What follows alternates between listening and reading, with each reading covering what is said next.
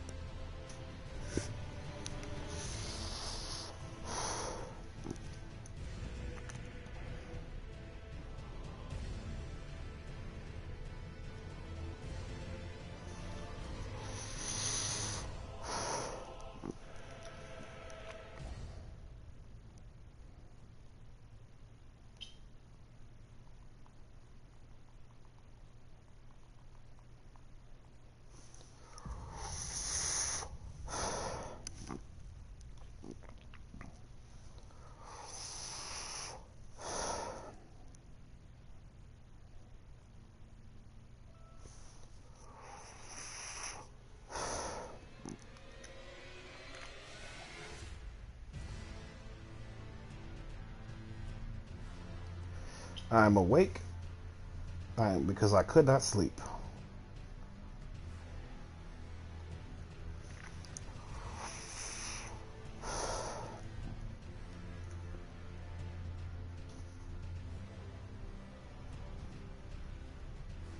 I don't know the meaning of the word sleep. It's for the weak.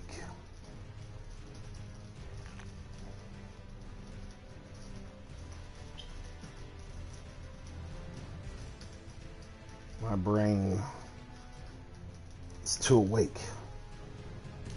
My power is infinite.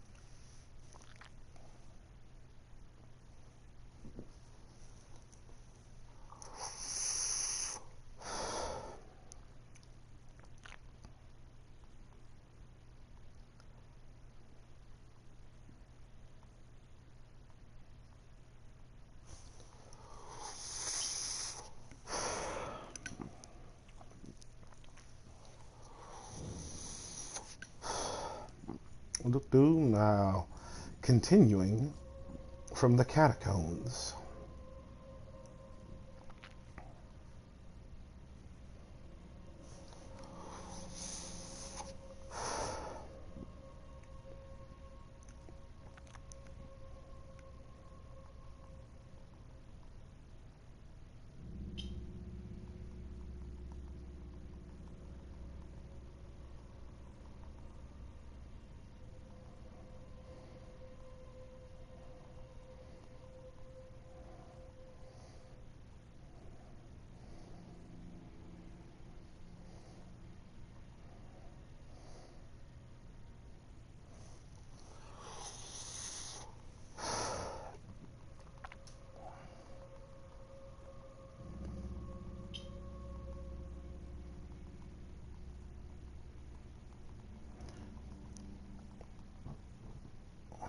All right.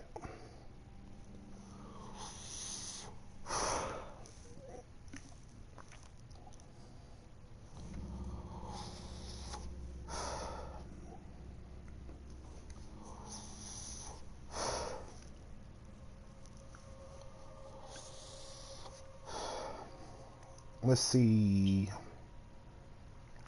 I wonder if I should start using Google Calendars.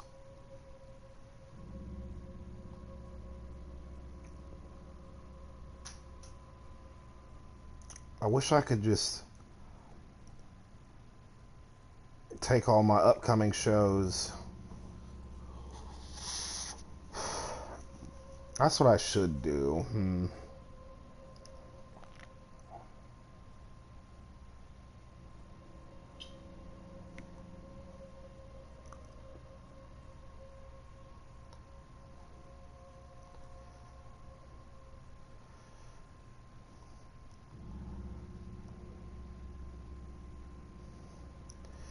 Well, I'll do that today, later today.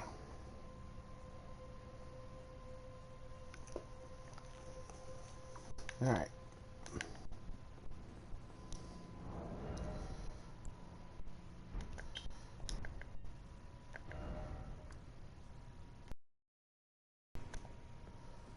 All right, hold on a second.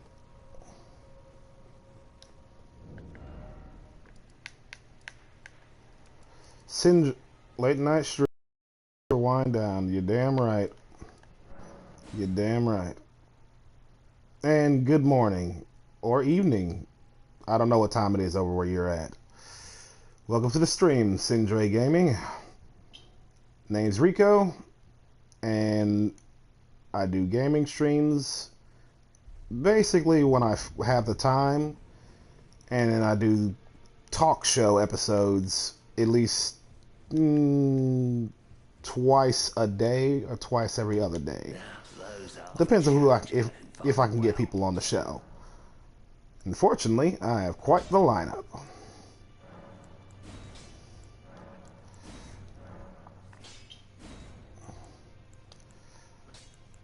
Oof.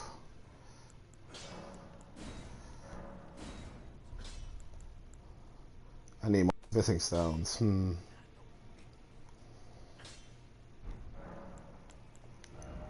Let's see. Just gonna sell these. Sell these. Ba-ba. Bam. But yeah, welcome to the stream. Nice to meet you. And anybody else tuning in. Hope everybody's doing well. Oh, and happy Friday. And gross. Now that I can see this motherfucker in like HD, because I got a new TV. God, you're fucking disgusting. Absolutely disgusting. Are you that new tarnished? You've done well. I am Enya, the finger reader. Oh, so it's 4:30 in the morning for you as well. Well, yeah, good morning. And yeah, we did talk. I recognize that icon. The fingers tremble. And I think we talked about you coming on the show. Sindre Falke. Or Falk, sorry. Well, thanks for tuning in, dude.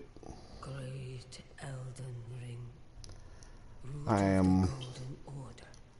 I got some more people to schedule, and I really need to start using Google Calendars and my handwritten planner. My wife will be very upset if I don't use that planner.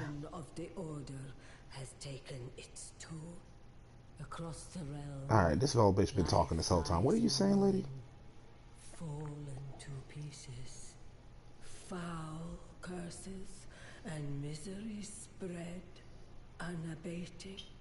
But the greater will has not abandoned the realm, nor the life that inhabits it. So it is that the tongue by grace. Yeah, I couldn't sleep for shit. I only got like 2 hours of sleep. Tarnished. Your great rune is a handsome shard of the Elden ring. Just one of those days I'm wide the fuck awake. To become Elden Lord and restore the Golden Order. What? Let the words of the fingers guide you.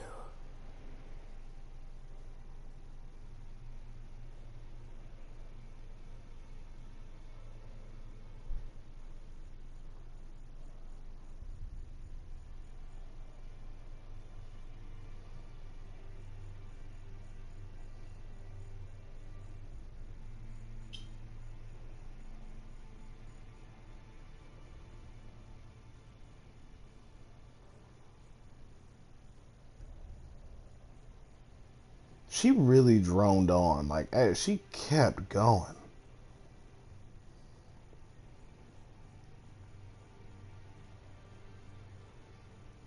I thought that was going to be a short little talk, but boy, howdy did she just keep talking.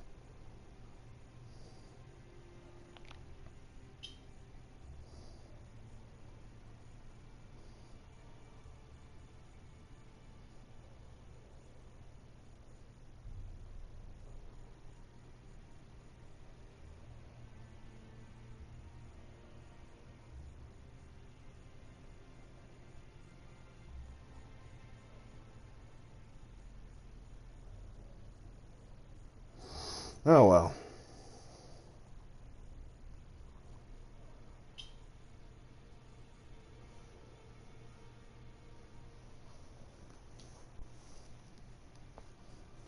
Fucking lore dumps. Yeah. I got remembrance, blah, blah, blah, blah, yada, yada, yada. Gosh, she talks a lot.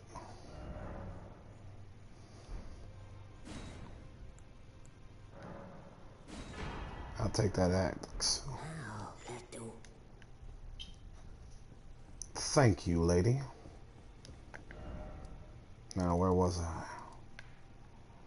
Oh, yes. The minor Erdtree catacombs.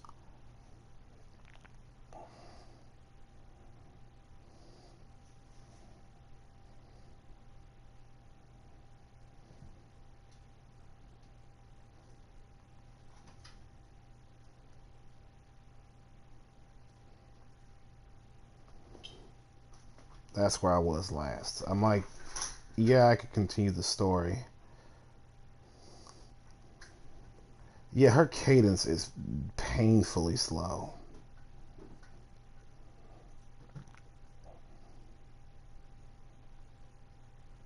Like, it was torture to listen to. Like, lady, I know you're old, but come on.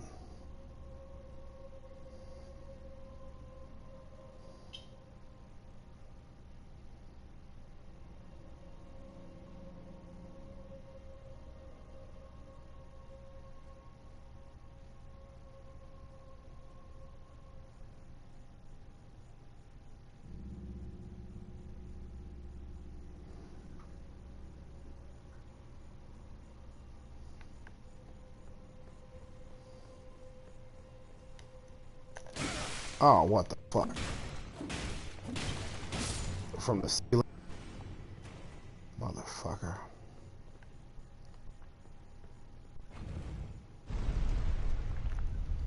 Hope I can make it. Huh. I've been rocking this fucking Morning Star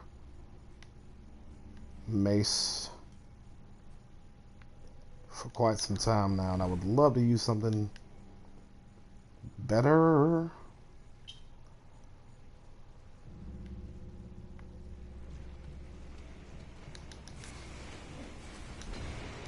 Ugh. Scarlet Rot. Sorry, you're not getting the best of me.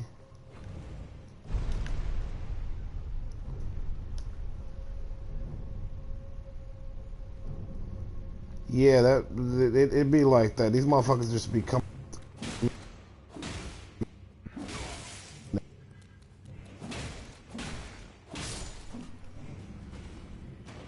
What?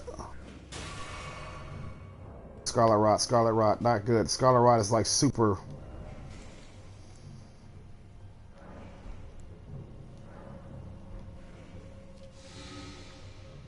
Scarlet Rot is like super poison. Straight up AIDS.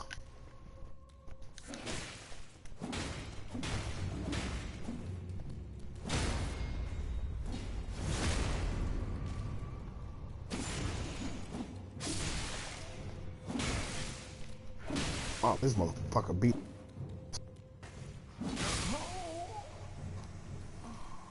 That's my fault for not dodging or using my shield.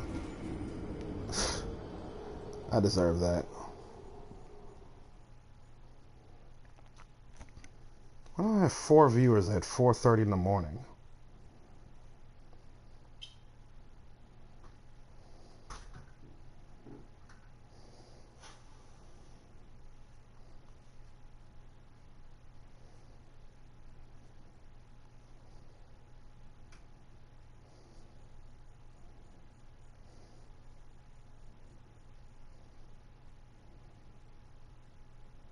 Yeah, this is a big game, so I've got a lot of adventuring to do.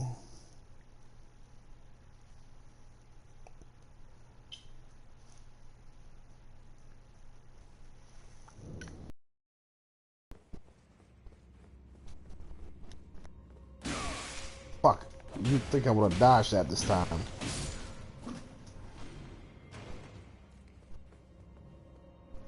Mm.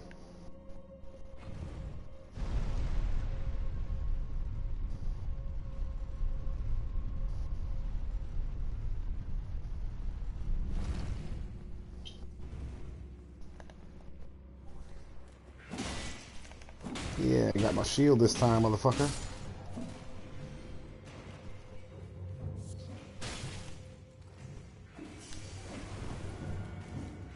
Oh, oh. Oh.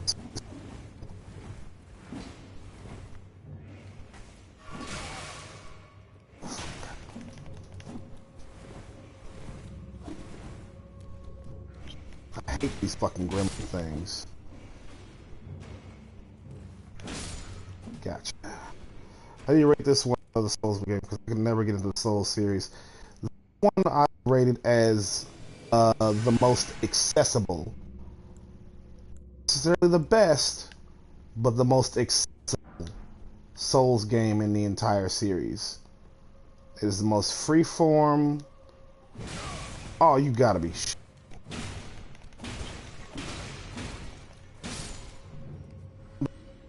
fucking bad. But this is definitely the most accessible Souls game in the series. The one I could comfortably recommend to anybody because anybody could get into it. Just anybody could play it. Can't say the same for the other Souls games. It's there's a bit of a curve to the other Souls games. They're a lot less accessible. Specifically, like Dark Souls 1 and 2 are kind of fucking rough to play. 2 is less rough than 1, but still quite difficult. 3 is the most fair of the 3 Souls games. I would argue 3 is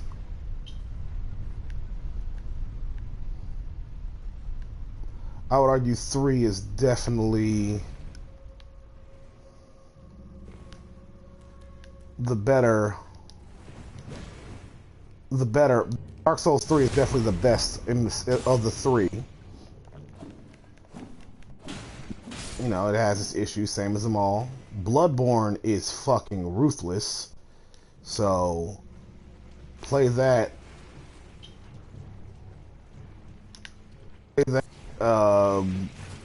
At your own risk. Bloodborne is absolutely.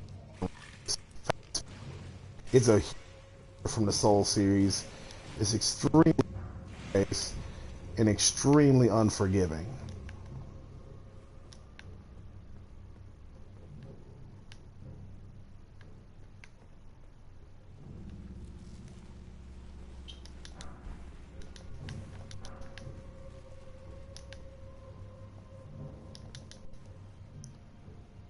DS1 is rough because it's just, for one, you can't roll in any direction you aim, right? You can only roll front. DS1's controls would make it rough. To be like, that's the issue with Dark Souls 1. Its controls are really fucking rough. Your rolling is extremely limited and much slower by comparison.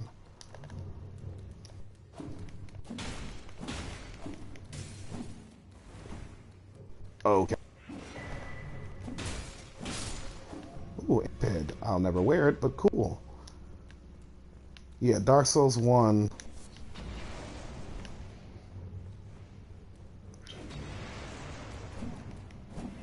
Okay, he just falls down.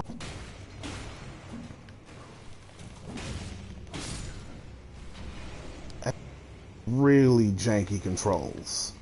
Dark Souls 2 is a lot smoother, but the enemies come at you instead of one at a time, 1 to maybe 2 at a time, like in Dark Souls 1.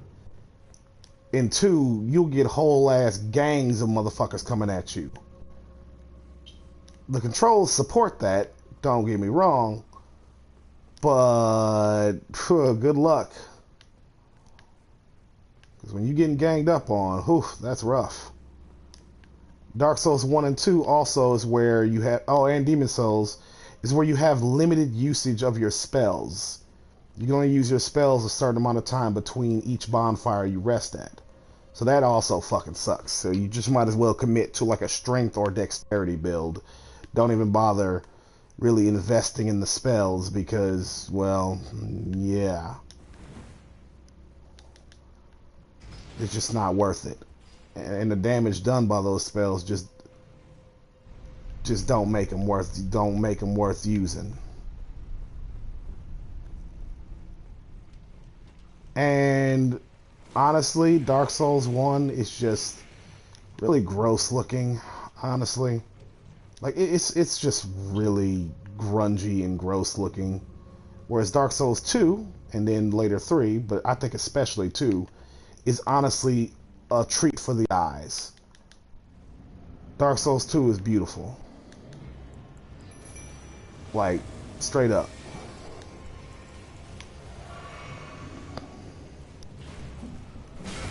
Ooh.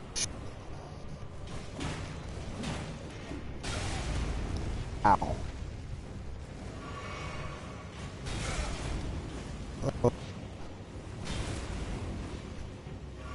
Stairs.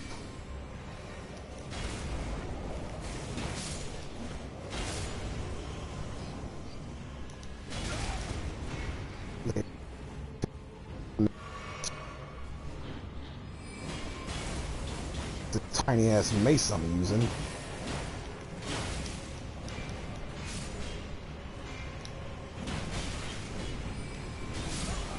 Yep, I'm dead.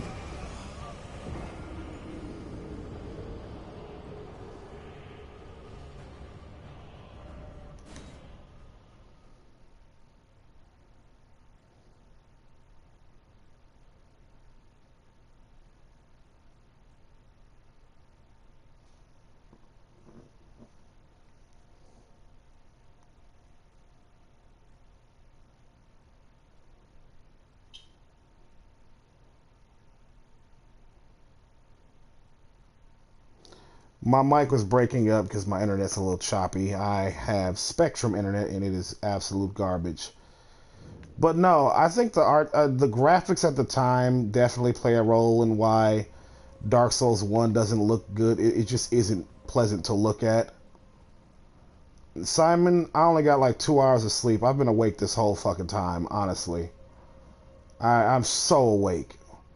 But yeah, Dark Souls 1, I think, was just, even the remaster, it's just, that's just what it was for its time. I don't even fault it because they clearly had good artistic direction, and one area in the entire game actually looks good, but the limitations of the graphics at the time just kind of left it looking bland.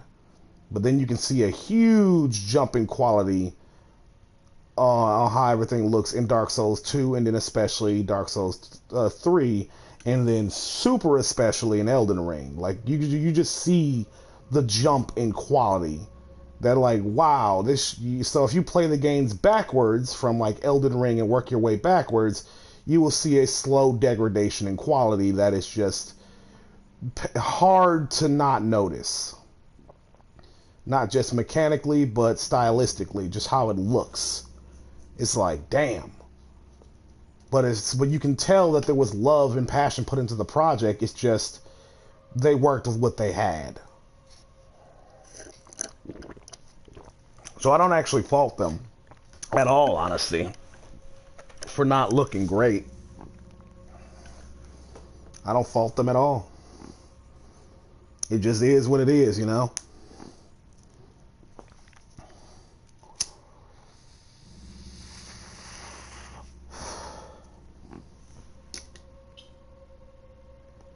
Bingo, Sindre. Bingo. Mix of trying to establish a new art style for the studio and the limitations of the hardware and the software. Yeah. Because you can tell with each new game, with each new From Software game, they only improve upon the formula they created and make it better and better and better. I will say one thing that if you try getting into these games, right, but you want to play them with a buddy, like do co-op. It sucks to say, but Elden Ring is the only time in the series where they get co-op right. And I mean like completely right. No caveats, no fucking weird ass strings attached. Just really just perfect from the get-go. Elden Ring is the only time they've gotten it right. Because every game before Elden Ring, the co-op stipulations are so fucking stupid that you're pretty much locked out of co-op in every game. You will unwittingly find yourself locked out of co-op in every single Dark Souls game from 1 to 3, including Bloodborne.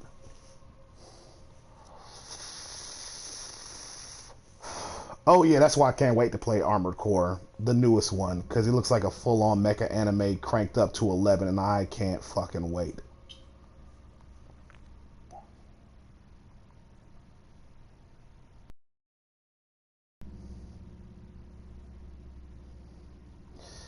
You get, okay, so for Dark Souls 1, you can only do the co-op. For Dark Souls 1, you can only do the co-op if you're around the same level. If you get too high of a level, or you're too high of a level, you can't, like, if you're within a certain level range, that's how it goes, right? So like 1 to 50, if you're 51 and up, you can't co-op with anyone who's 1 to 50. 50 to 100, you get where I'm going with this. And then you get to Dark Souls 2, where it has soul levels, which is built where it's about the accumulation of your souls. Like how many, like not how many you spend, but I mean like how many souls you collect. And you can get in the fucking tens of millions of those. And it works in that same way too, where there are soul level ranges. If you are out of the range of someone you want to co-op with, you absolutely cannot co-op with them. Just you're locked out. They can't co-op with you, you can't co-op with them. So if you're somebody who's late in the game and your buddy's new to the game, you're like, hey, let's play together. You can't play together. Unless you, the higher level person, just create a new character. Sorry, you're shit out of luck, buddy.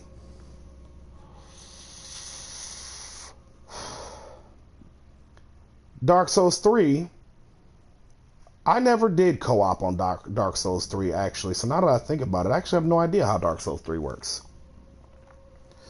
Bloodborne is, you can co-op at any point, regardless of how fucking high level you are. Regardless of your level, of the difference in level. Period. You can co-op with anybody. And it's awesome. But here's the kicker. Bloodborne is functionally like even though it's a stylistically amazing game, stylistically and a mechanically amazing game, it is buggy and broken as shit. So you can try to co-op with motherfuckers, but more often than not, it just won't work. Period. It just will not work. Period. I tried co-oping so many times on Bloodborne, only to sit there for like 30 minutes waiting for us to match, and it just doesn't fucking work.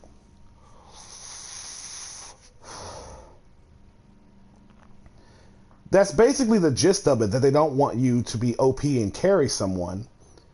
But where Elden Ring gets it right is that they scale you down to the level. The game automatically scales you down to the level or around the level of the person who summoned you. So that's never an issue. Like someone being a higher level than you is never an issue. Bloodborne did it too, but Elden Ring perfected it, where you are scaled down to the level of whomever you go, whomever's world you join.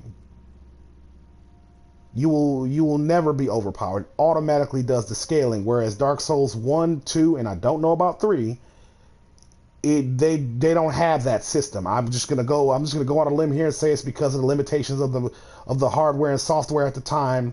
They couldn't create that limitation, so they kind of had to manually create the limitation by just saying you can only co-op when you're within the same level range. You get what I mean? That's the difference between manually setting, keep scaling you to whoever you're trying to co-op with versus the game automatically scaling you. Though in Bloodborne, in my opinion, they nerfed the shit out of you way too much. Like doing co-op in Bloodborne, you are scaled down so badly you will die in like one hit. You are basically a walking glass cannon in Bloodborne when you do co-op. Whereas in Elden Ring, it's a lot more forgiving. You can take a lot more hits. You know what I mean? You are, I would argue, reasonably scaled. Bloodborne is just like, nah, bruh. You summon somebody, that person better not get hit even once or they're dead.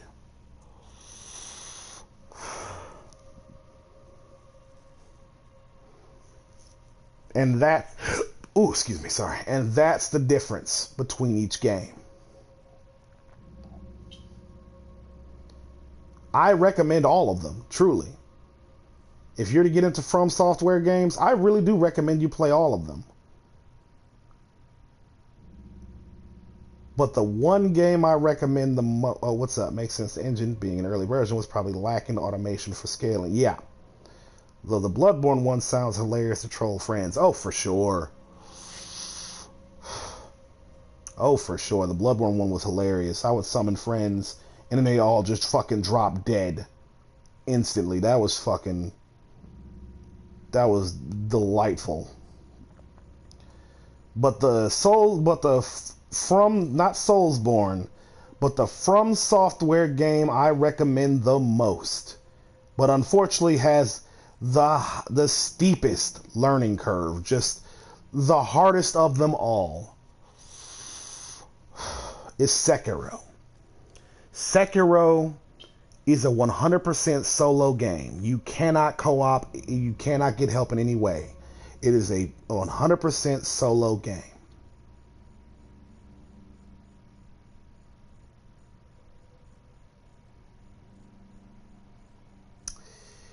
However, it's really fucking hard. I'm not even going to hold you up. Sekiro is a tough fucking game. It is not for the faint of heart. It is not for the easily frustrated. You have to be patient, and you have to have either have or at least be able to develop the reflexes to play that game. Otherwise, you're just shit out of luck. I'm sorry. Sekiro is the game of the truest sense of you need to just get good. If you're failing at Sekiro, it's because it's purely a skill issue. As in, you lack the fucking skill. That's it.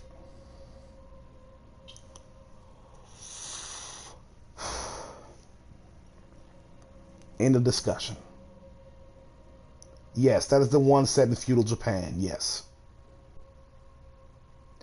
Because whereas in the Souls games, good evening, Karl Marx.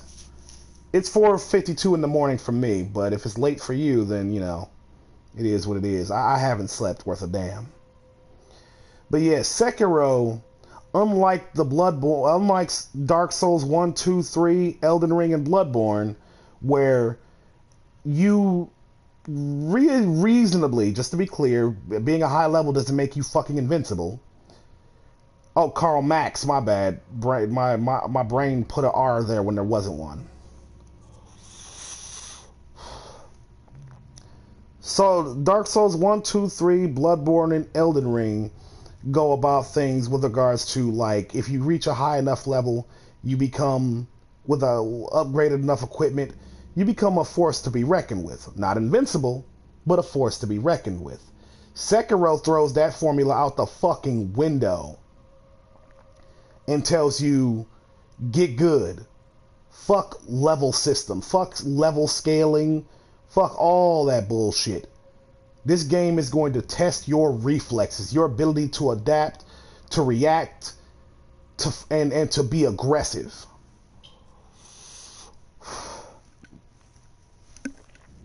Sekiro don't give a fuck about levels or upgrades or any fucking pish-posh standard RPG bullshit. Nah.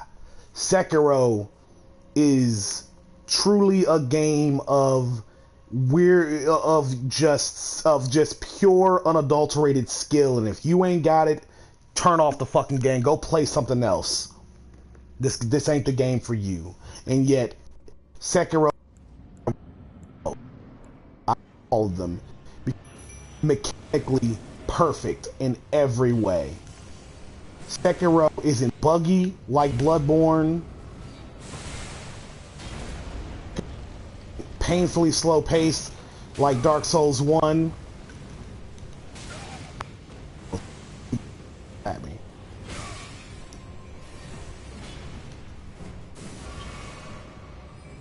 Sekiro is punishing, ruthless. I don't think I'm gonna be able to beat these guys.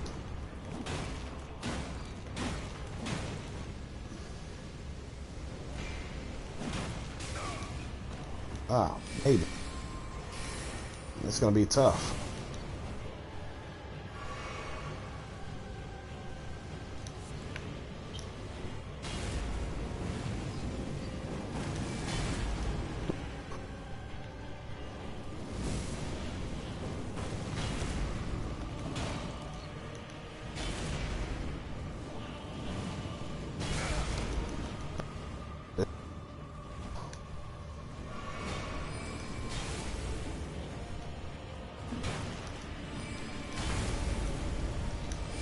Ooh, this is gonna be a rough fucking fight.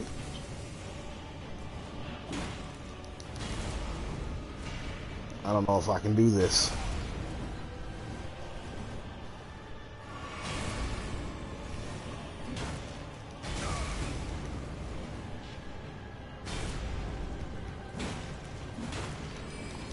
I just gotta split them up, take out one of them.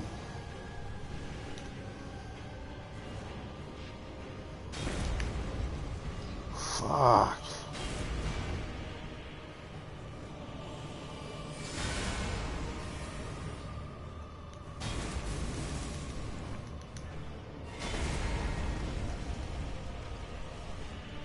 Situational awareness.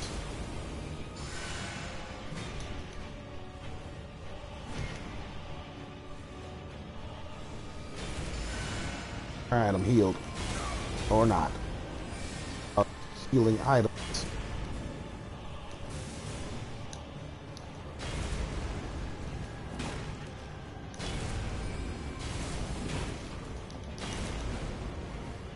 Oh boy.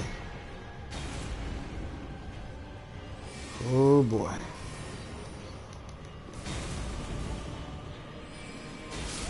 Ah, son of a bitch.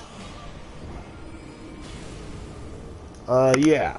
That's another thing Elden Ring has that all the other games don't have. You get ghosts, spirits of enemies that you've slain or met along the way, and you can summon them, you can upgrade them and summon them to aid you in battle. Which is a really cool feature. Very handy for people who just, can't handle being fucking getting their ass beat.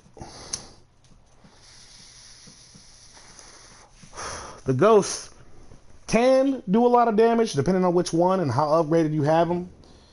But what they really do is draw aggro away from you, so you can go in and get some free hits. That's pretty much their primary function.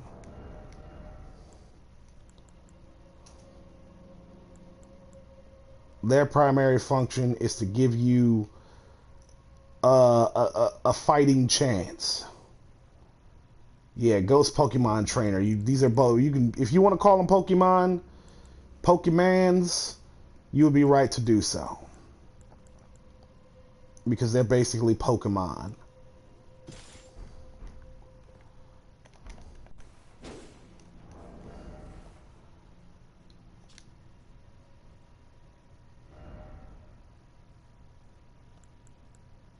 Pokemon. Pokemon, you gotta catch 'em all. And yes, you can indeed catch them all.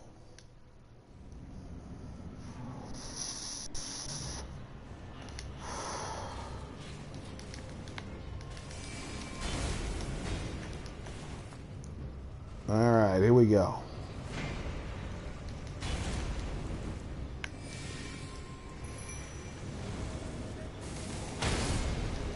Well, all my ghosts were killed in one hit.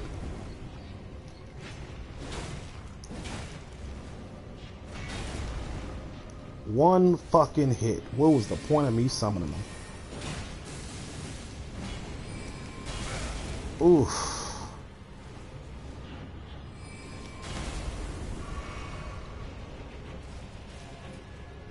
Come on, big boy. Maybe I should take you out.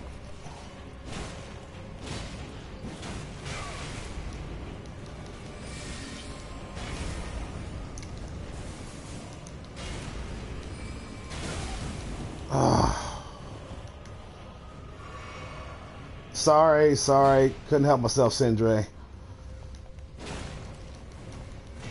Oof.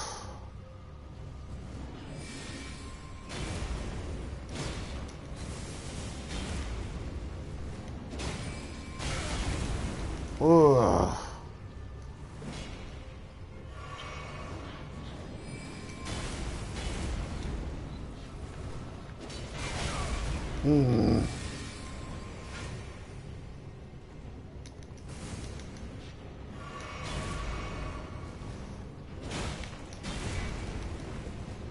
You gotta get that timing. You gotta be very careful. Hit and run, hit and run.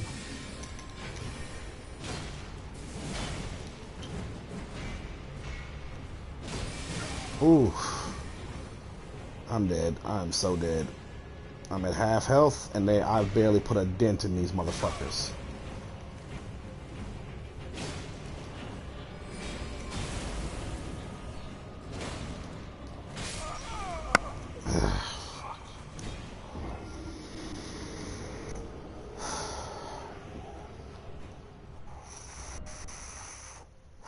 These motherfuckers are gonna be tough.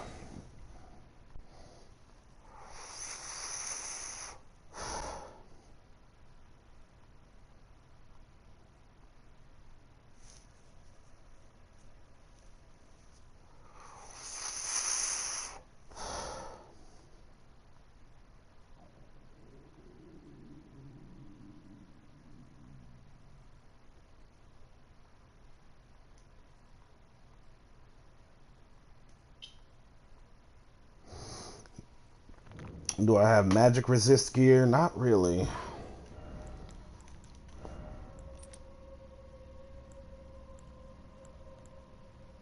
Not really, no.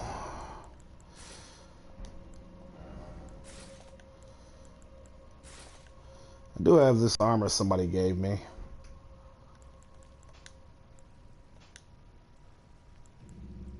But it's too heavy.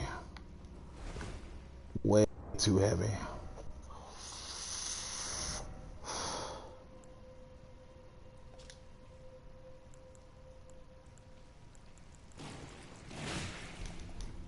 What the? Where did you come from, motherfucker? Yeah, when they stand on their hind legs and walk towards you, yeah, that's not groovy at all. That's not very cash money at all.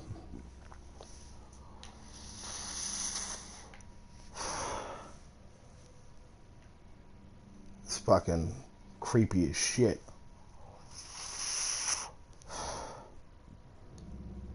So how's everybody doing? Enough about me ranting on about all the Souls games and From Software games. How's everybody doing?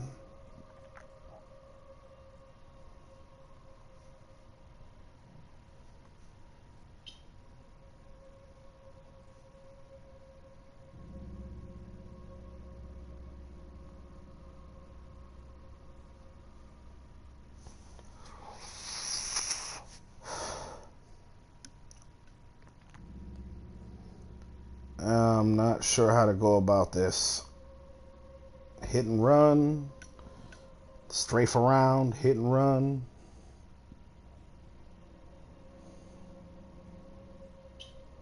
Yeah, Simon, I imagine not much has changed for you since we were just talking, honestly, not too long ago.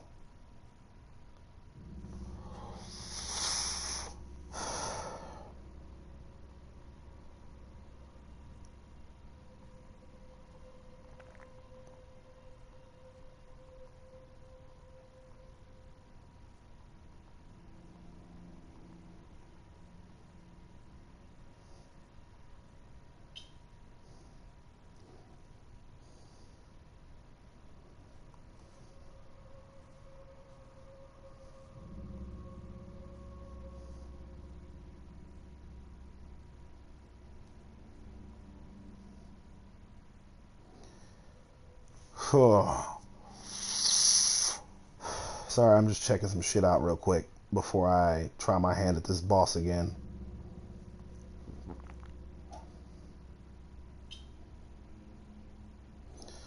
No ranged weaponry on my end. I'm just pure strength right now, baby. And honestly, by the way, the only ranged weapon worth a damn in this game is the black bow, since you can shoot really fast with that. But, I mean, there are a fuck ton of spells in this game, but again, I'm a strength build. Really, that are, you know, really worth a damn right now, at least. My main character's spells would have fucked these guys up 6 ways to Sunday. But the few range attack this character has ain't gonna do diddly squat.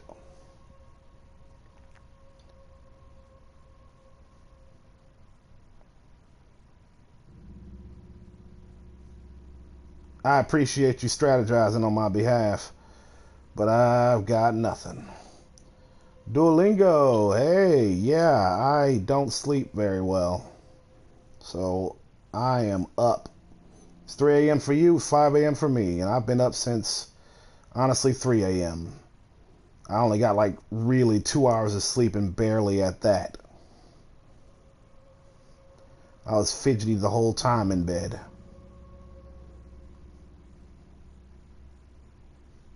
I just couldn't sleep. So today's going to be one of those days.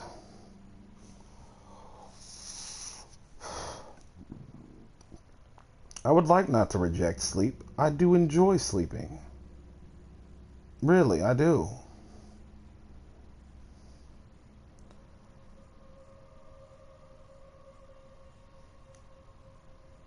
I sincerely enjoy sleeping.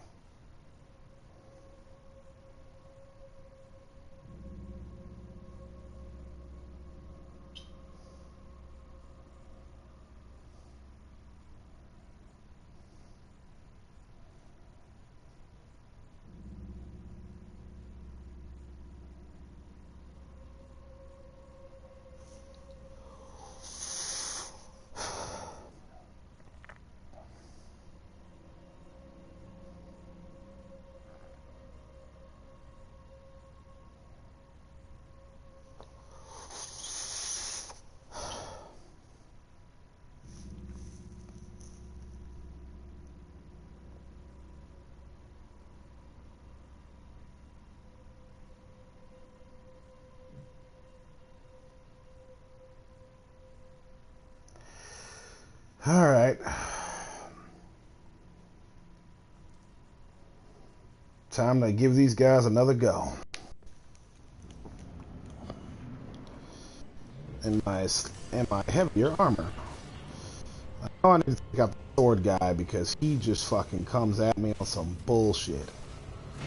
Don't walk at me, motherfucker. Don't walk at me. Stay on your goddamn... Holy shit.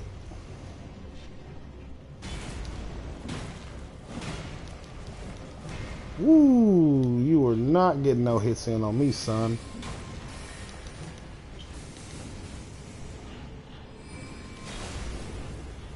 That one's walking. Oof. I'm walking here.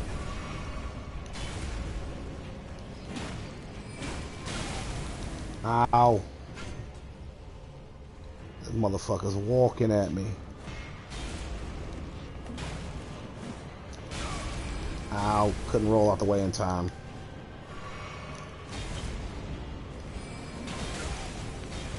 Ow.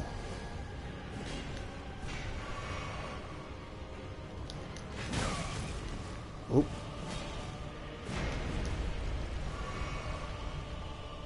Well, I'm just with my mace, but that makes sense. It's my fully upgraded. It's the only weapon I have fully upgraded. Ow. Really? Spitting fire.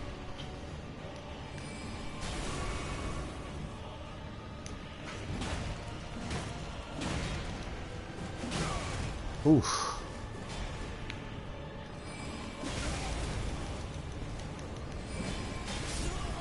Ah, almost got one of them.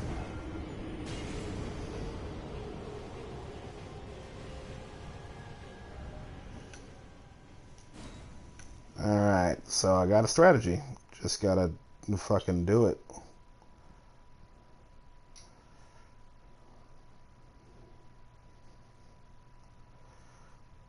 I've got a good strategy.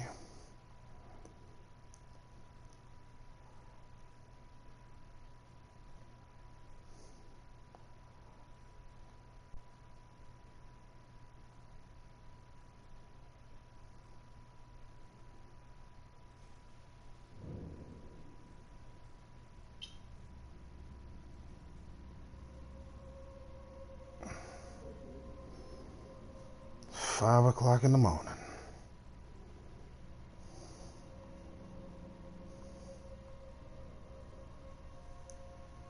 What to do? That little sludge thing is walking towards me, so let me get away from him. I've been streaming for almost an hour.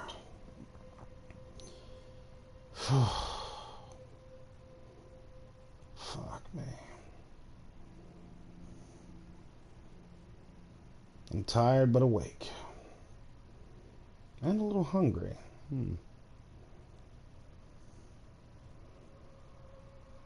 Tired but awake, tired but awake.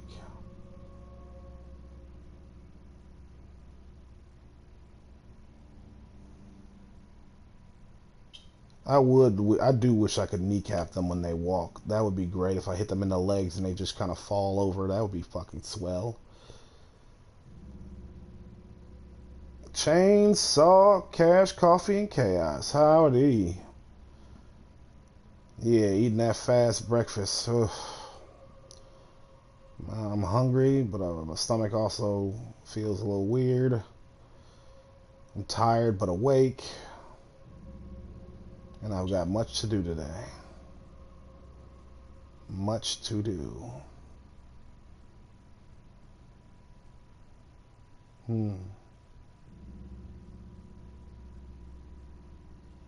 Let me think.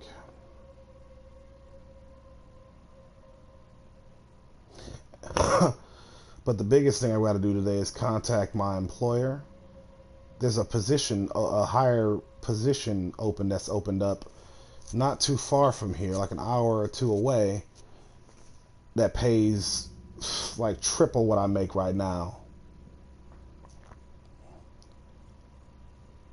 And it's the program manager position. Like right now I am a program manager, but it's like a different kind of program manager, and the pay is from the 30,000 I'm making now to minimum 70,000. So it's like, yeah, I kind of need that job. If I get that job, I won't have to go back into the Marine. I won't have to keep trying to get back into the Marine Corps. Fucking A. So I'm gonna contact my employer, my boss. Me and him are on good terms, and be like, hey, bruh. So, like, you wanna give me that position? I'll take it. I see you're hiring for the program manager position in Fort Myer. I'll take it, bruh. Like, yeah, because I asked for a raise with the current position that I have, but because I've been working for them for over 2 years now, and no raise, no bonus, nothing. He says he's been trying to get a raise for many people, but the higher ups ain't allowing it. So I'm like, all right, well, instead of a raise, then just give me the higher paying position. How about that? Because I need that money fucking yesterday. So I'll shoot him an email later today. Because boy, howdy, do I need that job. Dream Master, howdy, partner. I am Rico the Tarnished. I'm getting my ass handed to me by these fucking gremlin golem things. Creepy ass fucking statue in it, bosses. Motherfuckers. These things are a blight on my existence.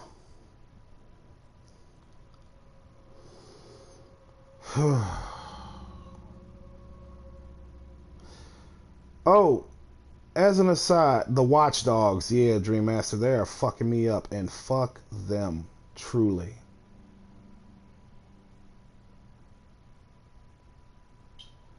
Oh yeah, well, get some rest in, Chainsaw, but I got some interesting news for you.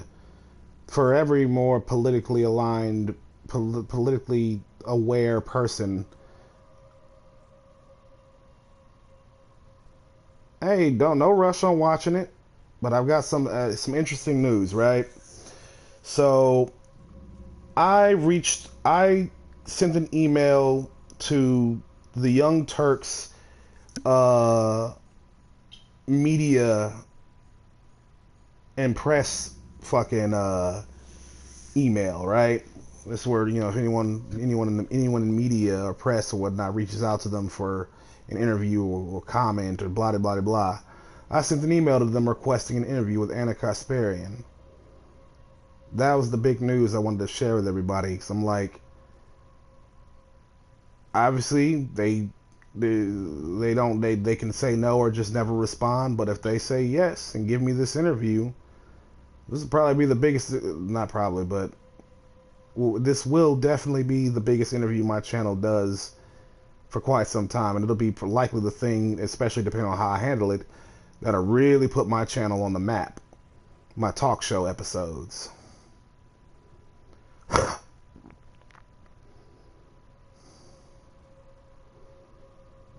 So look forward to that if that happens. If they agree and give me that interview, I'm going to do my absolute best, and I will interview the shit out of her. I know it can also be volatile, but that's exactly why I'm jumping into it. It can either blow up in my face or blow up in a positive way. You know? It depends. It all depends on how I handle it. I'm confident in my ability to handle someone of her caliber and station and the like. I really am.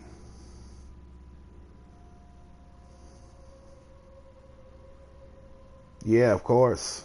I'm sure I'll have a hostile audience if I announce that, hey, and I'm going to be interviewing Anna Kasparian. I'm sure I'm going to have an extremely hostile audience on all sides, foaming at the mouth, looking for a reason to go after me, or excited for some dunks. I'm gonna chip it for anything they can use against her, against me. I just noticed if I get this interview, it's going to be a lot that could go wrong. So it's all gonna come down to how I handle it. And well, I intend to do my best. That's all I can promise y'all. If I get this interview, is I'm gonna do my best. That's all I can promise y'all, is my best. I'm not gonna go in, because I don't know if y'all saw my tweet from before, but I'll say it again.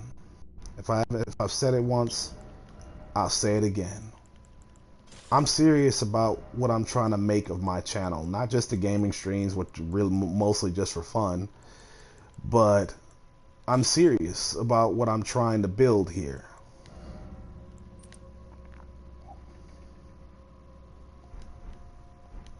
What I'm trying to create.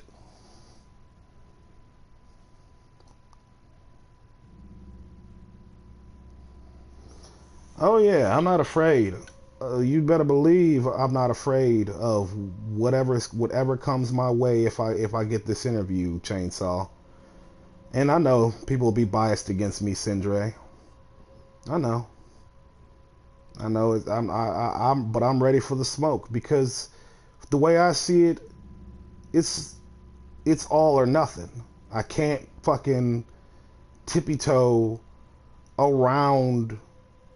I can't tippy toe in this space and play it safe with small or marginal creators and whatnot and random people. If I really want to fucking make an impact on the online and hopefully eventually national discourse, I gotta shoot my shot. You know, I gotta shoot my shot. I gotta take the reins, take my chance, and prove myself to everybody that I can do this.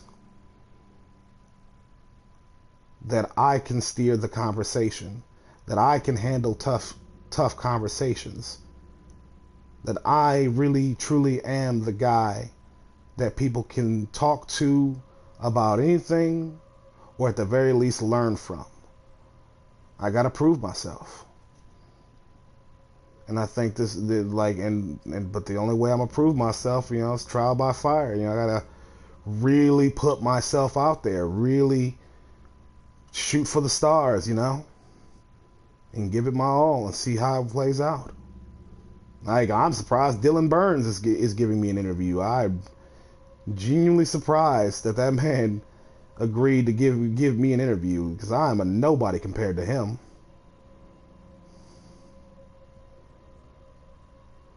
Damn right, Sindre. Sometimes you just gotta jump right into the deep end. They say sink or swim. If you really want to make an impact, sometimes you can't play it safe. You got to jump right into the deep end with the sharks, all of it. You got to go all in and prove yourself that you can take it, that you can swim. And that's what I intend to do. I'm going to show people not just the way, I'm going to show people my way of doing things. And if I get this interview, depending on how I handle it, I truly believe this will just be the make or break of my channel. If I get this interview and I fuck it up, this one thing is not making any impact at all, like I've changed nothing, then I can carry on and try again. It's another if I just completely fucking fuck it up. If I come off stupid, uninformed, unprepared, just all around bad. If I go into this interview after getting it and I show my ass, that'll be the end of my channel. No one will let me live it down. No one will ever take me seriously.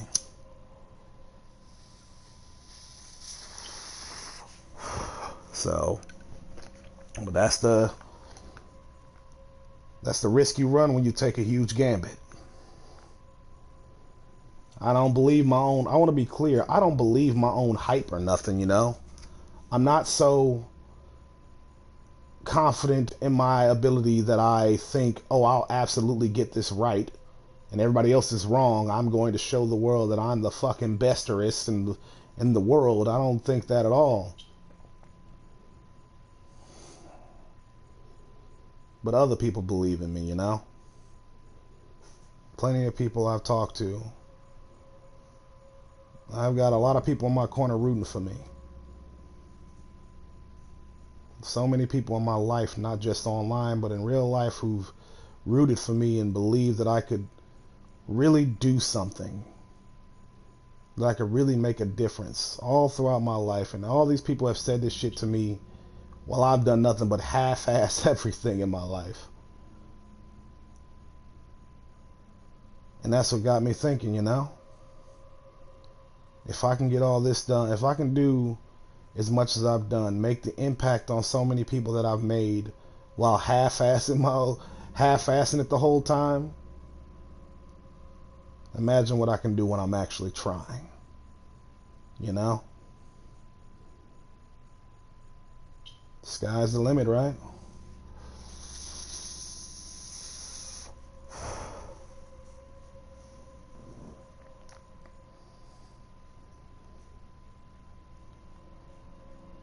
My goal,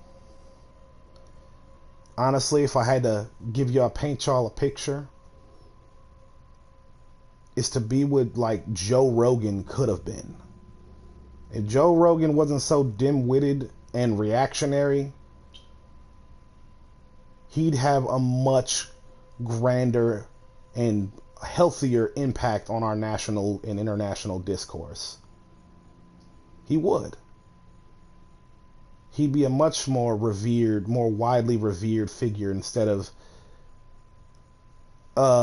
seen as you don't really know which way it goes with him. Sometimes he can do good, but most of the time he's just a reactionary idiot. Just your bog standard reactionary podcaster. A lot of money, big mouth, uninformed opinions, that type of shit. He really could have steered. He fell off hard for sure.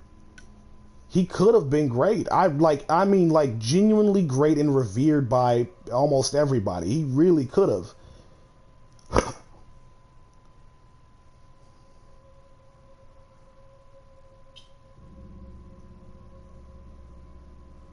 Yeah, his brain is absolute soup, period. But mine isn't. And I'm not a genius, and I don't pretend to be an expert in anything. But there are two things in this world I actually excel at, and I figure might as well take this shit to its logical conclusion. One, I'm really good at talking to people. And two, I'm really good at networking, forming connections, organizing things and people. I'm really good at these things.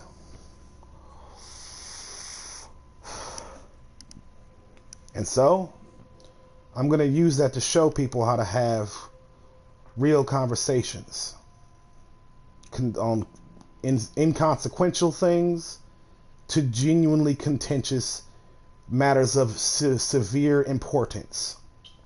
That I can have these conversations. That I can be informative. That I can challenge bad ideas, push good ideas, all the while having a damn good time while doing it. I believe I can do that, and I want to do that more than anything.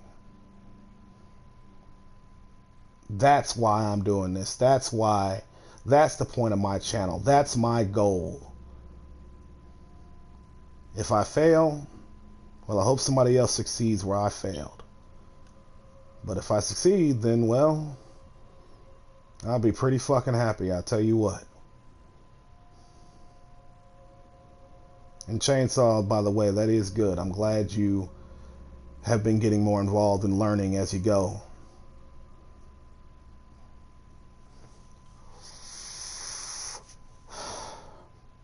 And yeah, Sindre, Joe Rogan definitely fell off in his rhetoric. At this point, he's just some bog standard fucking uninformed loudmouth reactionary. You know what I mean? Like, he really could, because he really could have steered the national discourse. He really could have been that guy that could have the conversation with anybody about anything. But he's too dim-witted to do that. He's too dim-witted and egotistical. He only wants people who confirms his priors, and he believes whatever bullshit someone throws in his face. He just believes it almost unquestioningly. And then doubles down when called out on it. Basically, he just doesn't have the temperament or the wit to responsibly platform people. He ain't got it. And you're right, Chainsaw, it never stops. The learning never stops.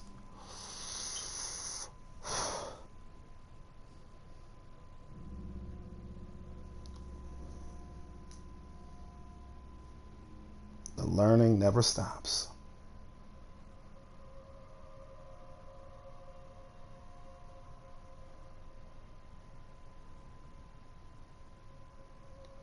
He believes in an interview as the guy across the table from, yeah.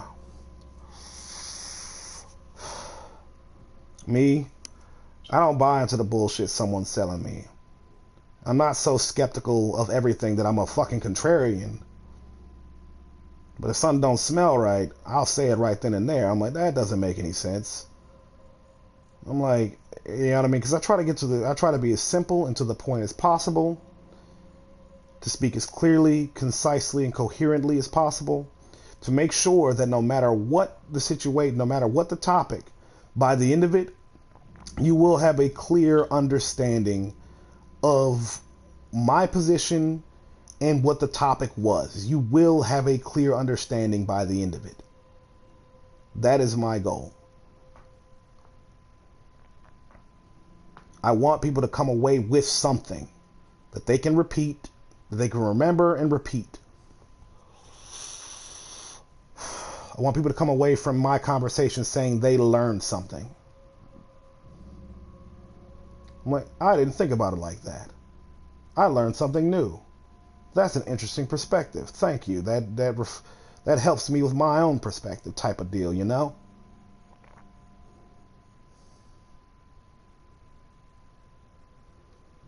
I want people to look to my show and grow from it. That's why I try to talk to so many people, you know? It's not just for the sake of informing people, but it's also for informing myself, you know? Because I'm learning as I go, refining my technique, sharpening my mind. It's why I'm seeking out such controversial people and wanting to discuss contentious issues. Like, I don't want to just have people on my show with whom I agree with about everything. Like, don't get me wrong, I enjoy a conversation where we're just in agreement the whole time, but we're just having a fun conversation.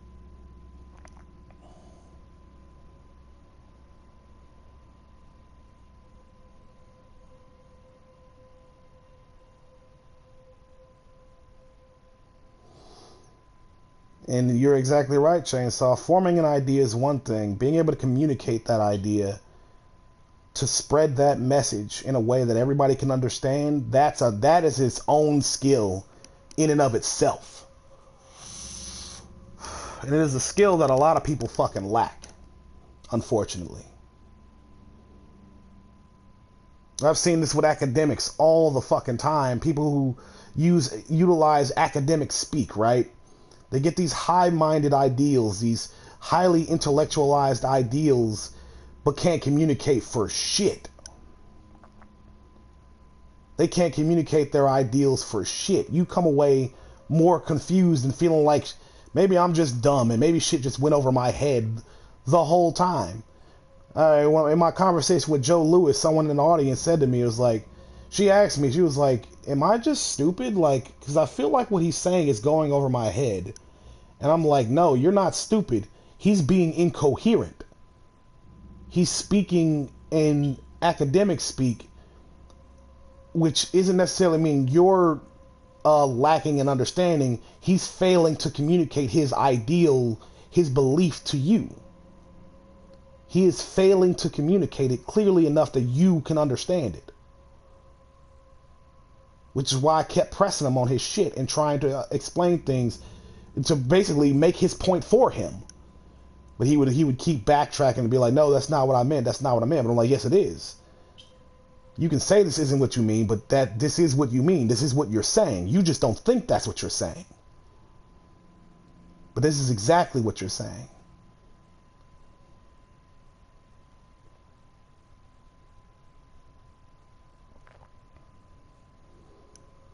Yeah. That's why science journals exist. Because you have to explain things. I don't care what the idea is, what the topic is, whatever. You have to be able to explain things in layman's terms. You have to. You cannot fucking touch your nose at people and be like, huh, well, you need to educate yourself. If you don't understand what I'm saying, well, it's because you're too low IQ. You're just not smart enough. Fuck that. No. If you understand the words that are coming out your mouth, then you can communicate it as simply in any way.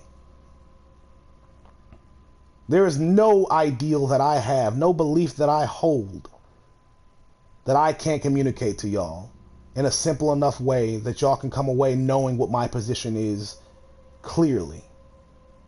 There is nothing I believe that I can't communicate clearly. Hell, think about how earlier I was explaining the distinct differences between the Souls games. What makes them good, but what also makes them bad in a way. I communicated that clearly. I don't just say, oh, you got to play it to understand it. I can communicate exactly its strengths and its weaknesses, where you might take issue with it and what you will enjoy.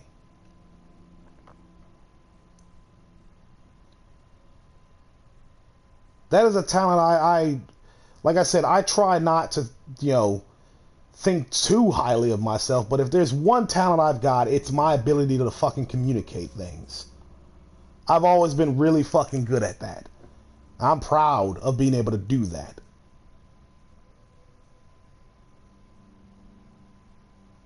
I'm proud of that.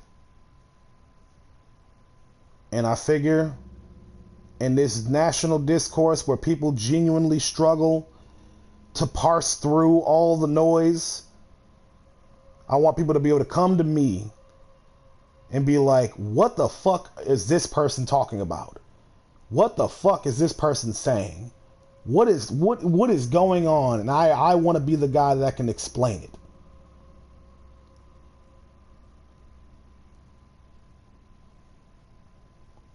That's who I want to be.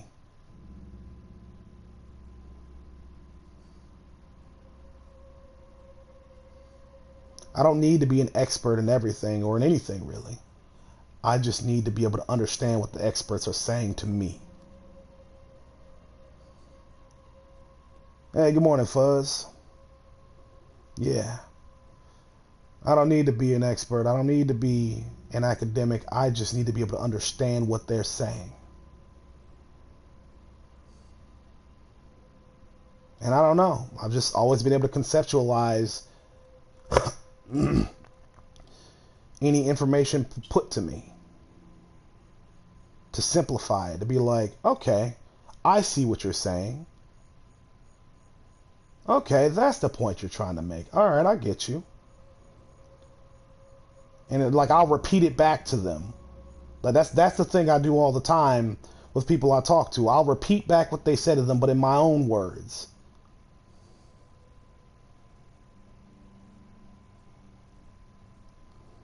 That is correct, Sindre.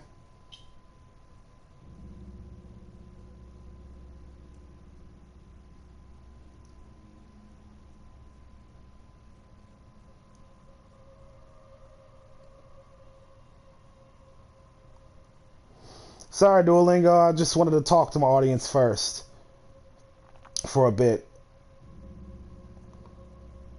My apologies.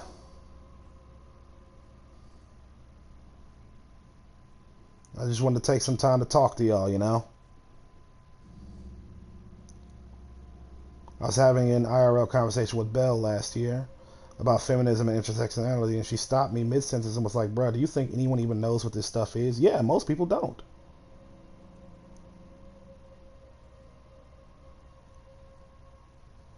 Yeah, I'm in the minor Erdtree catacombs in Kaled. And the watchdogs have been beating my ass six ways to Sunday, so I decided to stop for a minute and just talk to y'all. Just chill and talk. Because once I go back in there, I'm going to get my shit rocked. You know, it's go time.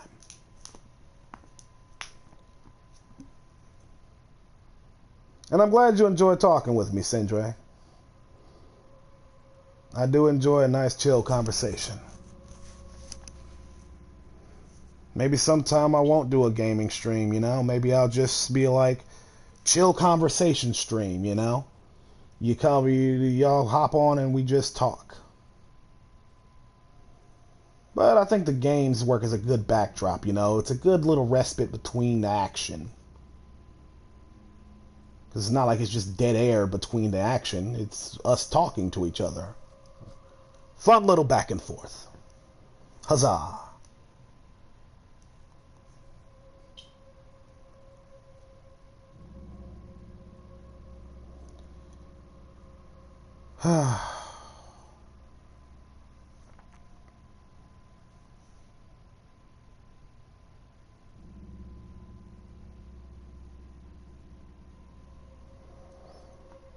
Stream the... I fucking hate that this heart is in the way of what you're saying. Stream the what? In the Discord? Stream the voice, I think? This heart is in the way of the last words you're saying, and it annoys the shit out of me. I'm like, bro, move that heart out the way. It's blocking the words.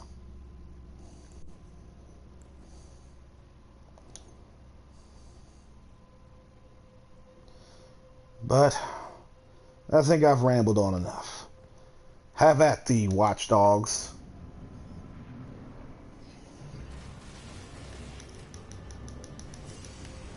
I am on a laptop. I will pop the chat out. After, depending on how I do in this fight. Ah, fuck me.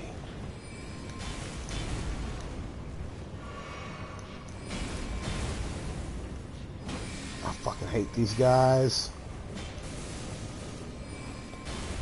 Let the stamina recover.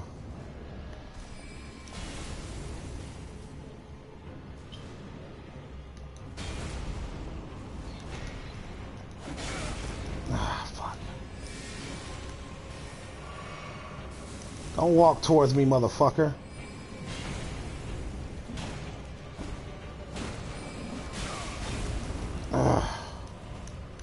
Wish I could stun them.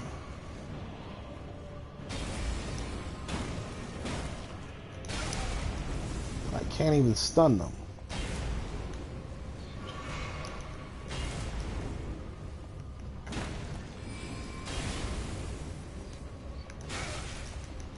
Oof. And now he's shooting fire. I got fire too, motherfuckers.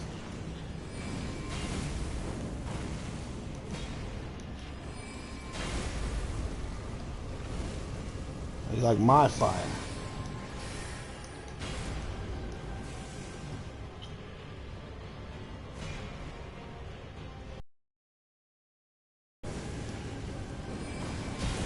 Ooh, that was close. You almost got me, big boy.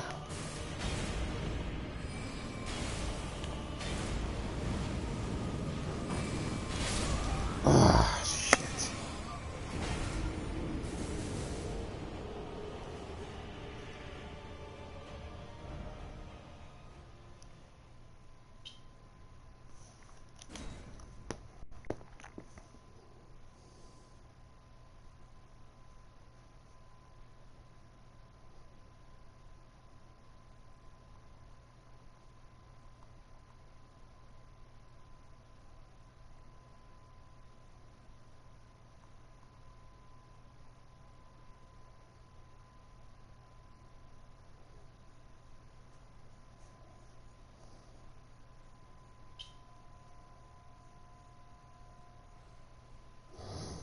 Fuck. I think I can get these guys. And my wife is awake and upset with me.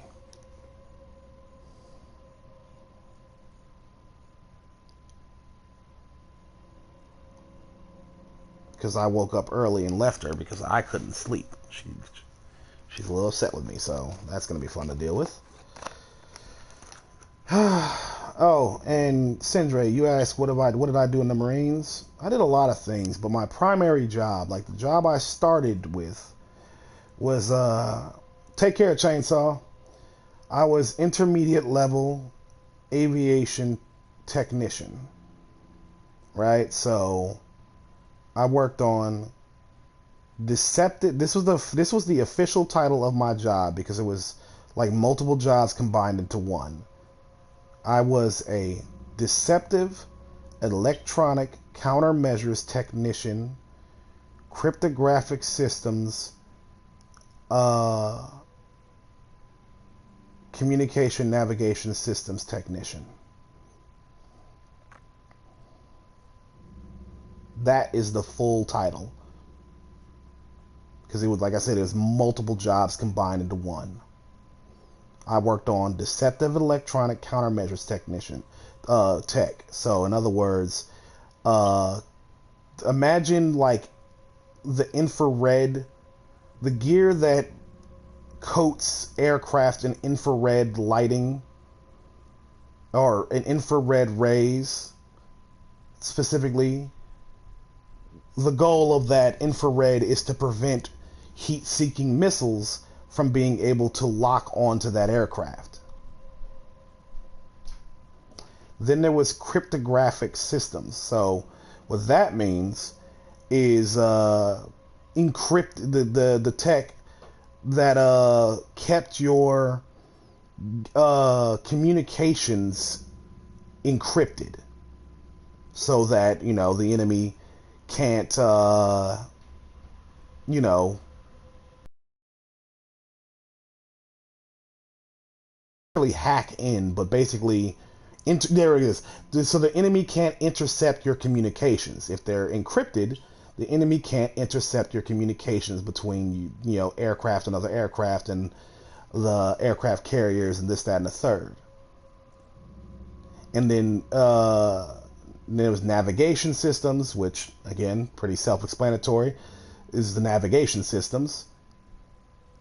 And then communication navigation systems was the kind of the communication navigation systems. Again, it's pretty self-explanatory. So that was my primary job. And the aircraft that I worked on, I don't remember the exact names of each aircraft that I worked on, and whether it was fixed wing or rotary wing. It depended on where I was at the time. But I never really paid attention to that. But I do know one of the aircraft was, some of the aircraft, they said it was like Hueys, Cobras, and C-130s. And I was like, cool. I really don't give a shit. I'm not flying this shit.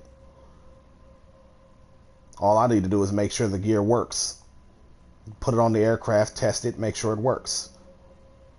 Fix it, repair it, replace whatever I got to replace. Put it on the aircraft, test it to make sure it works. Test and check. Bada bing, bada boom, it worked. I go home, collect my paycheck. But then I started doing other stuff. At every opportunity, I got bored of my job. So every opportunity to do more than just that job, I took it.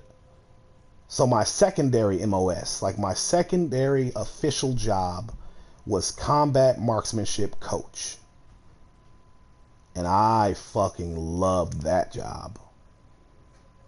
I absolutely adored being a combat marksmanship coach. Absolutely. I would do it again in a heartbeat if I could. Hey, babe. I would absolutely be a combat marksmanship coach again, which again, that job is pretty self-explanatory. A combat... she left. She came... No. She came straight down and then left.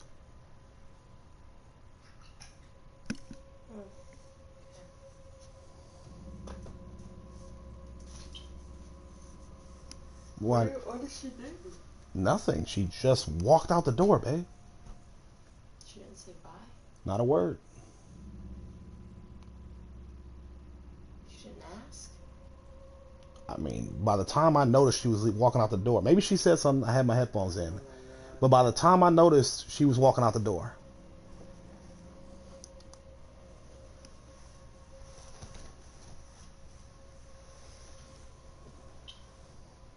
Hope she's okay. Me too. Struggling to sleep. Yeah. And Sindre, I'm glad you understood that word salad. I mean, I tried to explain things as clearly as possible because, you know, not a lot of people study aviation, especially military aviation. And yeah, it got really boring really fast. Babe, Yeah, I hate when you leave me like that. I'm sorry. No, you're not, because you do it all the time.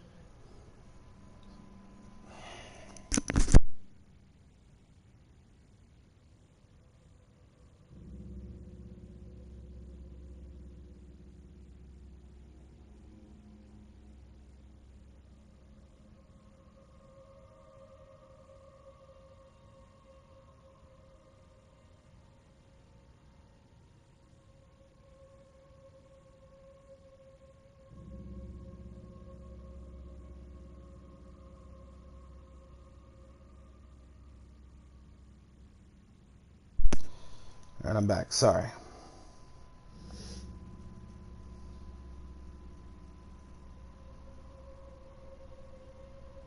But yeah, no, the combat marksmanship job was really fun. Then I was the tool program coordinator, which wasn't fun.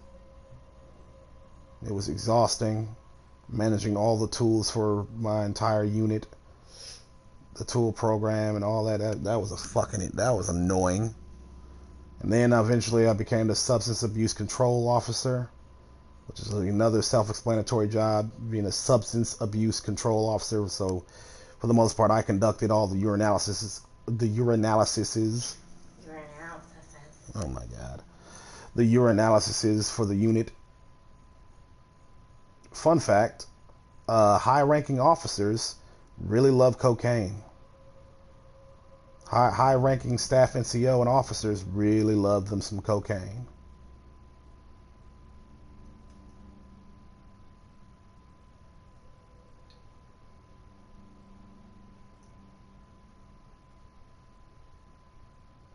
Love, love, love it.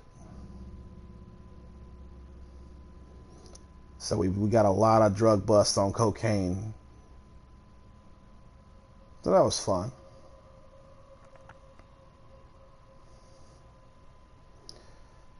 But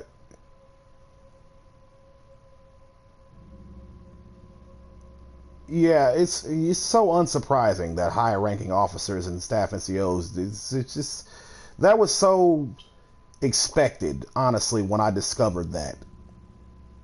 That was so fucking expected.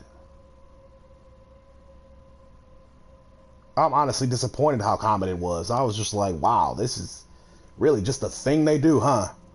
What? The staff NCOs and officers doing all that cocaine. Oh. Popping for cocaine over and over again. That's what rich people do. Yeah, because I mean, when you're a staff NCO, an officer in the military, you get paid a lot of fucking money, so you can afford the really expensive drugs.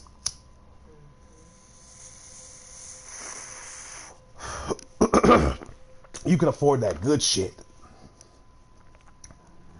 The real drugs, not that poor people shit. Like the weed, nah, that's that poor people shit. When you're making over 100,000 a year, you can afford that fucking that powder. You're so stupid. Oh, I said some stupid. I said you sound stupid, not that you are. Oh, very well. Simon, how do you know that cocaine is ass?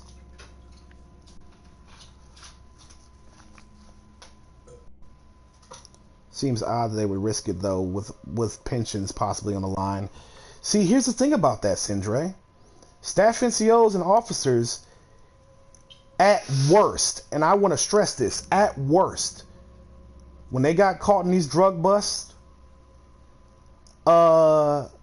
were forced to retire early with their pensions intact. That is the worst punishment that they got. You got to retire early. Yes, you still get your pension, but you have to retire early. That's it. That is the absolute worst that they got. No stripping of rank. No jail time. No going to the brig. No fucking being on house arrest. None of that shit. The worst they got is retire early with your pension. That's it. I remember Summer's ex. He got NJP'd and out dishonored. Yep. Whereas the lower ranking motherfuckers who get caught in drug busts, they get non-judicial punishments, dishonorably discharged, the whole nine. They lose everything. Oh, and Duolingo.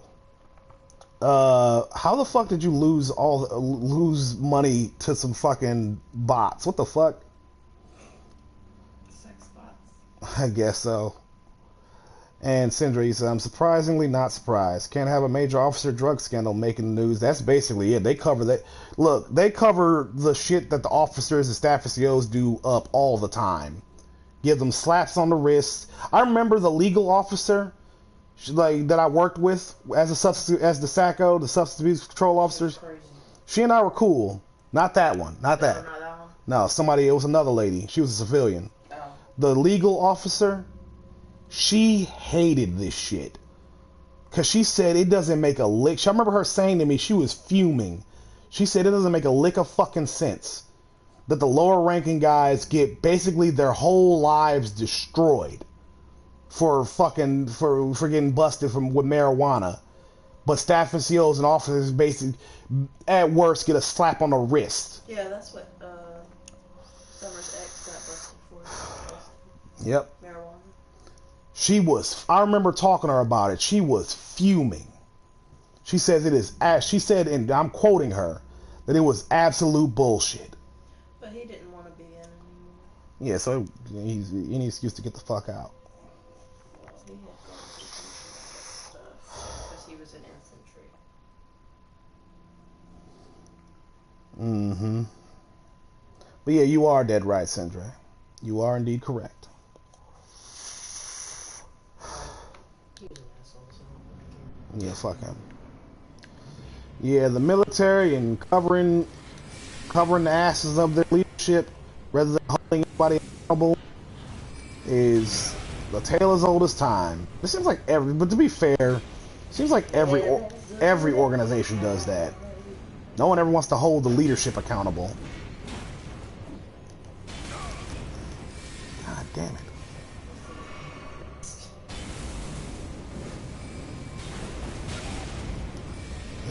These guys are kicking my ass. hey, You singing Beauty and the Beast, I heard you. Fuck me.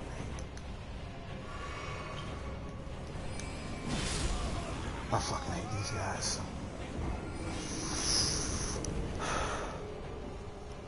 These guys are going to give me an aneurysm.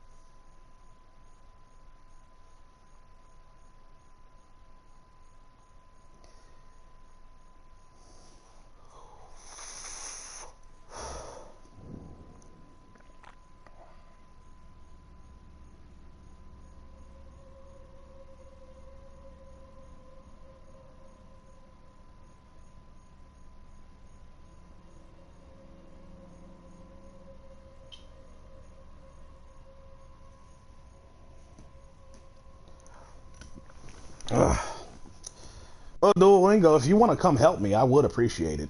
These guys fucking suck, and trying to fight them, the two of them by myself, with my weak ass summons, is not pleasant.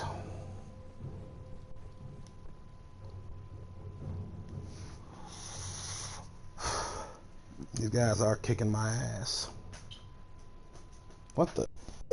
Stop that. Bad kitty.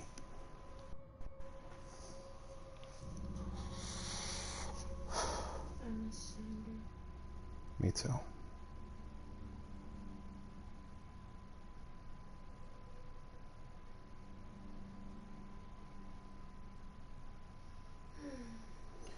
Yeah, replacing a high-ranking officer takes a lot more time and is a lot harder to do.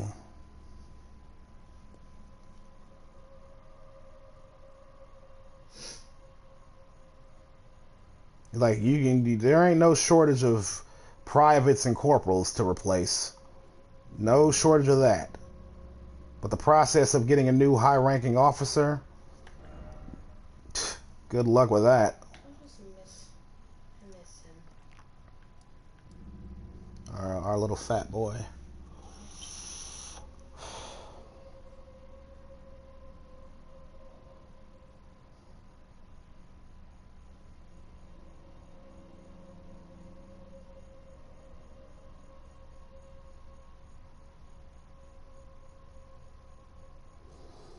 Take your time, Duolingo. I'll talk to the chat while you make your way here.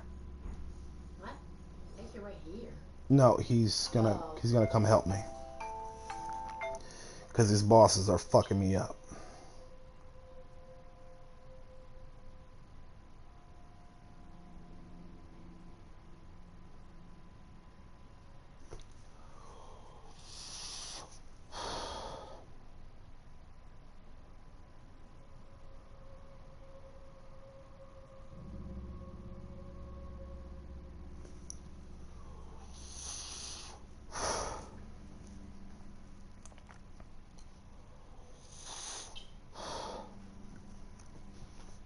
I wish he fucking would. Maybe he'd have a better shot at beating these guys than me, Simon. That's another thing about this game compared to the older Souls games, right? The bosses in Elden Ring are way the fuck more aggressive than they are in Dark Souls 1 through 3 and even Bloodborne. Sorry, not Bloodborne. Bloodborne.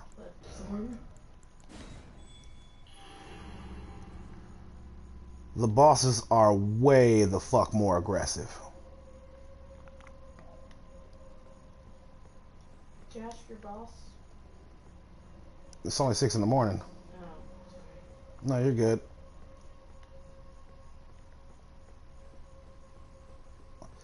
That's what's annoying me about fighting them. If they split up, it'd be one thing, but they stick together, and I mean closely together. So I end up getting hit by both.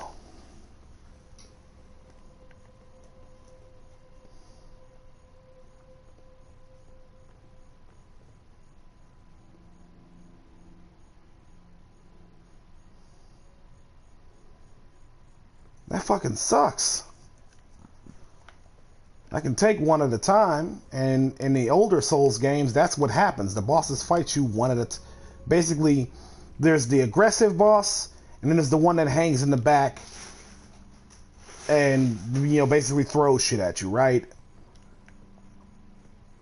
And then, comes in, flanks you from time to time. That is, or as famously known, the Ornstein and Smough fight from Dark Souls 1. Elden Ring throws that formula out the window and says, no, both bosses are going to come and fuck your shit up. They're both aggressive. Good luck, bitch.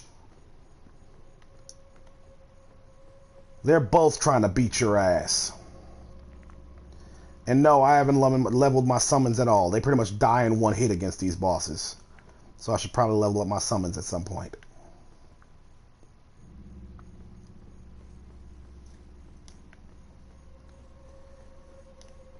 That said, while Duolingo makes his way here, I will be right back. I gotta use the bathroom really bad.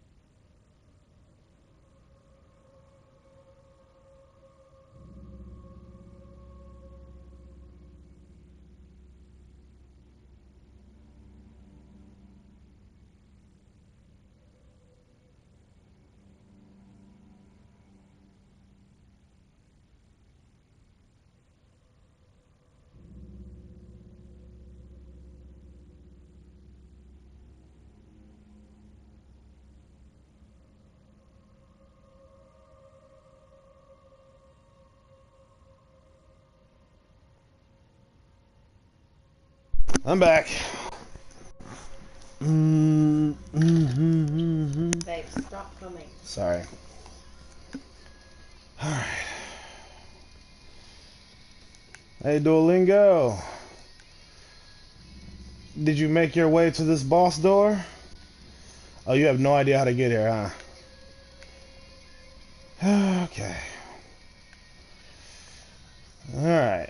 This dungeon is pretty short, so I'll go back to the beginning. I'll meet you at the site of grace at the beginning, and then I'll just show you how to get here from there.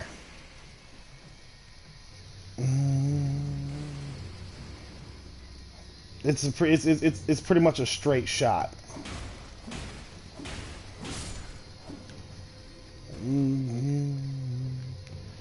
Where the fuck's the lever? Where's the lever? Crunk. That's what I was about to say. Seriously, where the fuck is the lever? How do I get back up there? Oh, you don't. Oh, right. There is no lever.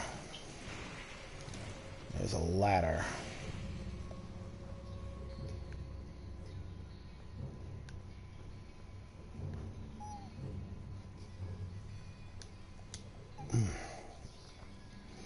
Yep, just hang out at the fucking site of grace.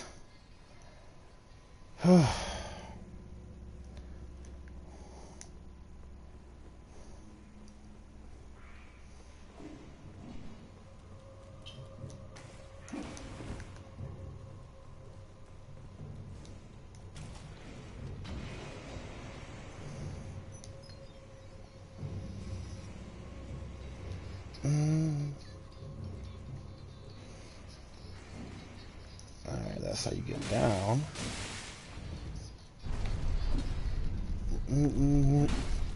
Get...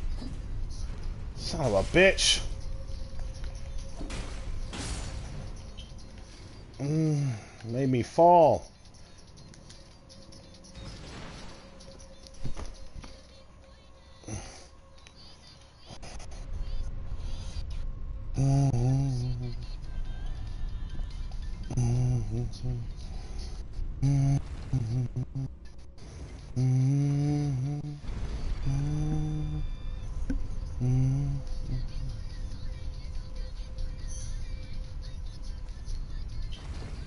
Alright.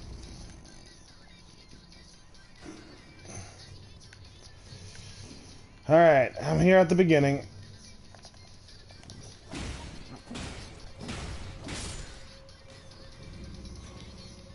I don't see your summon sign. Where you at, dog?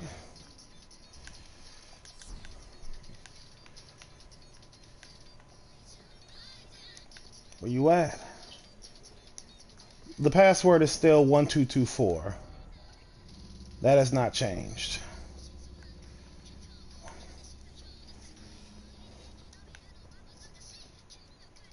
I'm standing outside the place.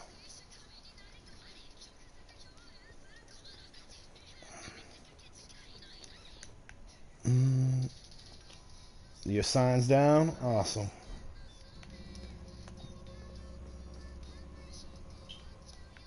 Where'd you put it down? Outside or inside the place?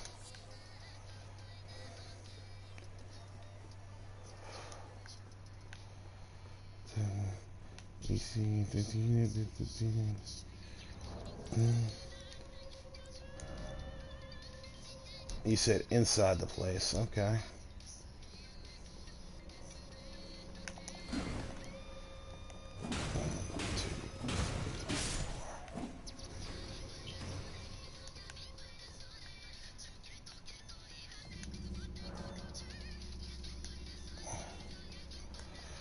Oh, I think I had to turn on the summoning pool. I don't see your sign anywhere.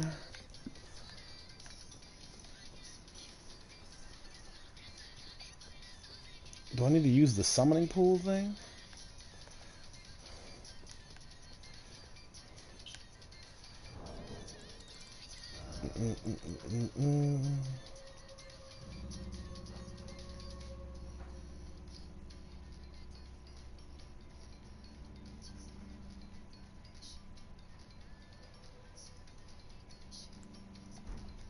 Do you need to use the summoning pool thing statue over here? While you're in a dungeon? Is that how that works? Dungeons and Dragons.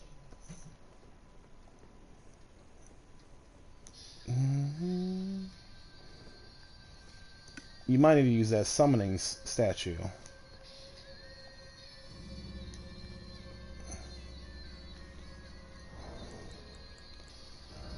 This fucking thing, the small golden effigy. You might need to use that on this.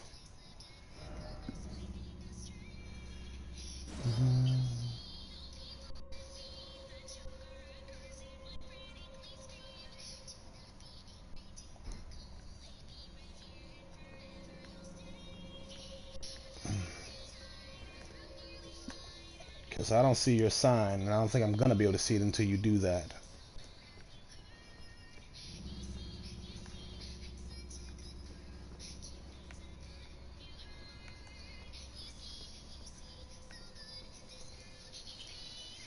Oh yeah, let me reactivate the remedy.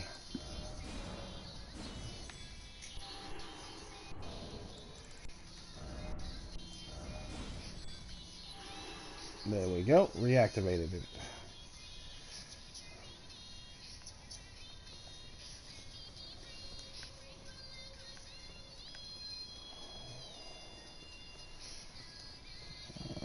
Your sign.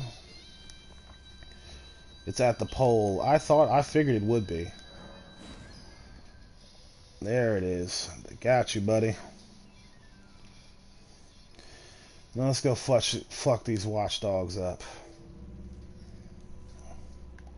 I said fudge. Come on, summon the cooperator. Come on, you can do it, game. You can do it. I believe in you.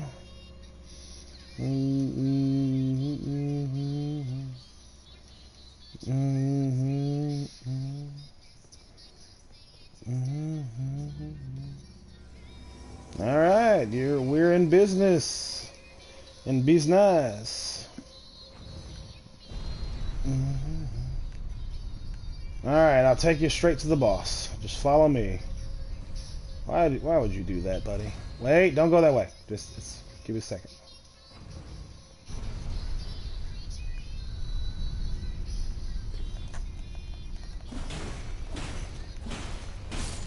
There we go. Where did you go? There you go, buddy. All right, follow me. Try not to get the goops falling on you.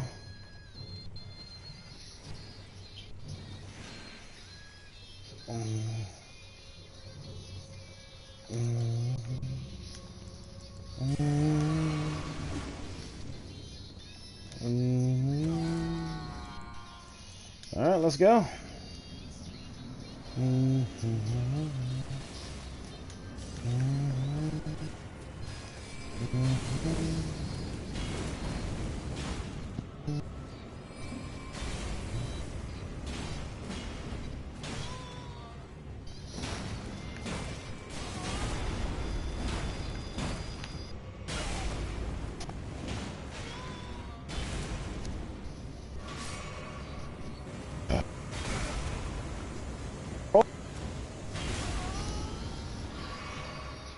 Try not to die, dude.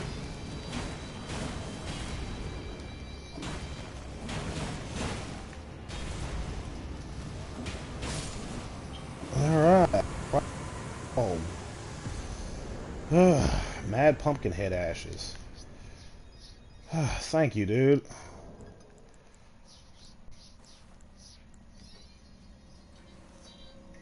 GG easy, buddy. You made made my problem not a problem. I greatly appreciate your assistance. Alright, I've been streaming for 2 hours. I think that's a good way to wrap this up. I have a busy day today. I gotta talk to my boss, do some work, feed the cats, clean the litter, get the groceries, schedule some talks, respond to some emails, blah, blah, blah, blah. Basically, it's going to be a busy day. So thanks for y'all sticking with me throughout the night since I couldn't sleep.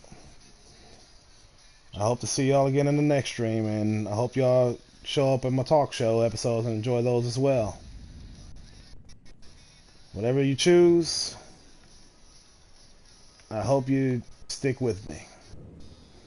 And as I always say, if you'd be so kind, please do support my Patreon in the description below. You ain't gotta, because my content will always be free, but if you do, again, it would be greatly appreciated. So with that said, y'all take care. Goodbye.